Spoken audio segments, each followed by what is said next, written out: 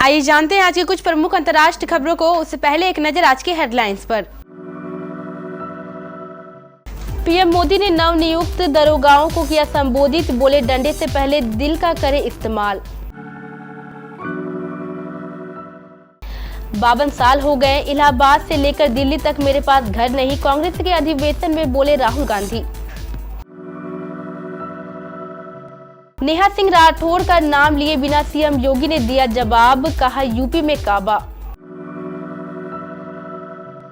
अमित शाह के हुंकार और नीतीश तेजस्वी के महागठबंधन की रैली से निकले संकेत।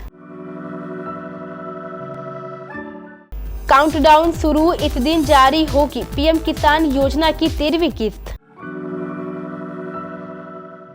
उत्तर भारत में करवट लेगा मौसम, एक्टिव हुआ पश्चिमी विक्षोभ।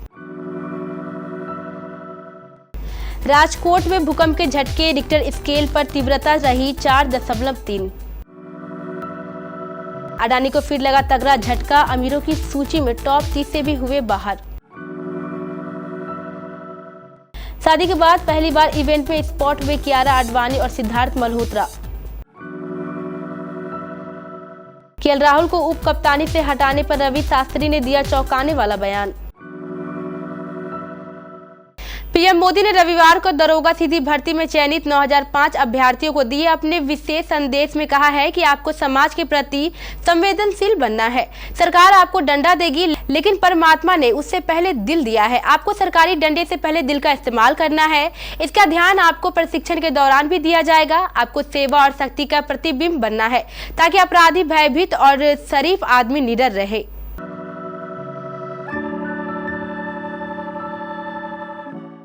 छत्तीसगढ़ की राजधानी रायपुर में कांग्रेस का 85वां अधिवेशन चल रहा है। कल यानी 25 फरवरी जहां इस कार्यक्रम में कांग्रेस की पूर्व अध्यक्ष सोनिया गांधी ने भाषण दिया, तो वहीं आज कांग्रेस के दिग्गज नेता राहुल गांधी ने कार्यकर्ताओं को संबोधित किया।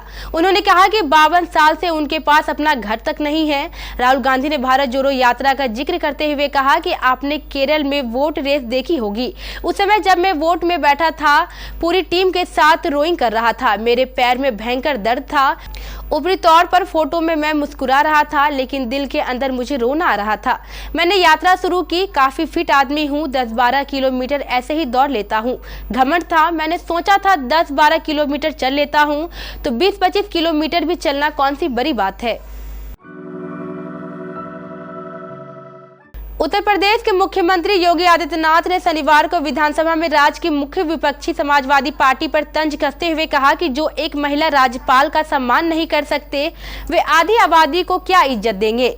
मुख्यमंत्री योगी आदित्यनाथ ने शनिवार को विधानसभा के बजट सत्र में राज्यपाल के अभिभाषण पर धन्यवाद प्रस्ताव पर चर्चा के दौरान सपा महिला को विरोधी बताते हुए कहा, जो लोग मातृशक्ति की प्रतीक राज्यपाल महोदया का सम्मान नहीं कर सकते, उनसे प्रदेश की आधी आबादी के सम्मान की उम्मीद रखना बेईमानी होगा।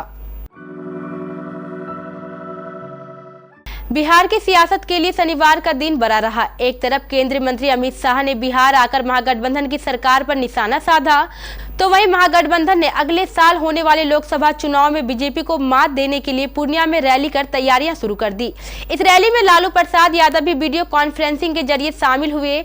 बिहार की सियासी जमीन शनिवार की सुबह से ही महागठबंधन की रैली और अमित शाह के दौरे को लेकर गर्म हो रही थी। करोड़ों किसानों को सरकार होली का गिफ्ट देने जा रही है। लेटेस्ट अपडेट के अनुसार पीएम किसान योजना की 13वीं किस्त का इंतजार 27 को खत्म होने वाला है। 8 करोड़ से ज्यादा किसानों के खाते में डीबीटी माध्यम से 2000 रुपए भेजे जाएंगे। बता दें कि प्रधानमंत्री नरेंद्र मोदी 27 फरवरी को कर्नाटक दौरे पर होंगे। वहीं से वे 13वीं किस्त किसानों के खाते में भेजेंगे। अगर आप किसी संवैधानिक पद पर काम कर रहे हैं तो इस योजना के पात्र नहीं होंगे। साथ ही अगर आप केंद्र या राज्य सरकार के मौजूदा या अवकाश से प्राप्त कर्मचारी हैं तो इस योजना का लाभ नहीं उठा सकते हैं।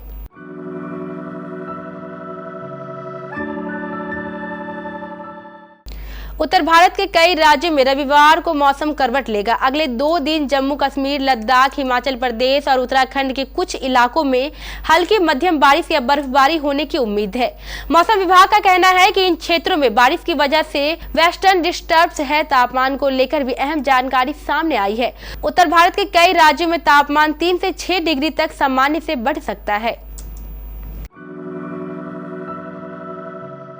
गुजरात के राजकोट में रविवार को 3:21 पर 4.3 तीव्रता का भूकंप आया।